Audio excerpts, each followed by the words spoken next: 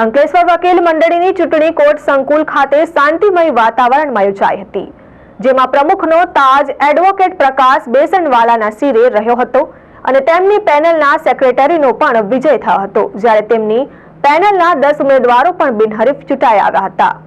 Ankleshwar court સંકુલ ખાતે શુક્રવારના રોજ અંકલેશ્વર વકીલ મંડળની ચૂંટણી યોજાઈ હતી, જેમાં એડવોકેટ પ્રકાશ બેસનવાલા તેમજ એડવોકેટ સમીર વકાની વચ્ચે પ્રમુખ પદ માટે ચૂંટણી યોજાઈ હતી, જ્યારે સેક્રેટરી પદ માટે જબીઉલ્લા શેખ તેમજ રિદ્ધિ ભરથાણિયા વચ્ચે ચૂંટણી યોજાઈ હતી।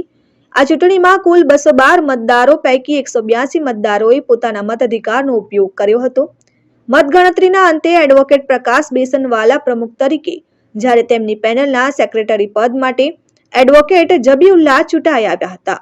પ્રકાશ બેસનવાલાની પેનલના 10 સભ્યોમાં ઉપપ્રમુખ પરીન પટેલ, જોઈન્ટ સેક્રેટરી રાજેન્દ્ર સોલંકી, ખજાનચી તરીકે હરિવદન મહેતા બિનહરીફ ચૂંટાઈ આવ્યા હતા।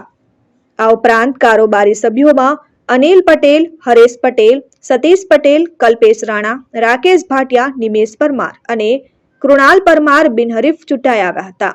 વિજેતા ઉમેદવારોને સૌ વકીલ મિત્રોએ શુભેચ્છા પાઠવી હતી અને કોર્ટ બહાર ફટાકડા ફોડી તેમજ મીઠાઈ વહેંચીને વિજયોત્સવ મનાવવામાં આવ્યો હતો। આજ રોજ અંકલેશ્વર વકીલ મંડળના વર્ષ 2024ના હોદ્દેદારોની ચૂંટણી યોજાઈ હતી, જેમાં કુલ 212 વોટર્સ હતા, જે વોટર્સો પૈકી 182નું મતદાન થતાં જેમાં પ્રમુખ અને સેક્રેટરી બેના હોદ્દા માટે ચૂંટણી હતી, જેમાં પ્રમુખમાં મારો 82 વોટથી વિજય થયો છે।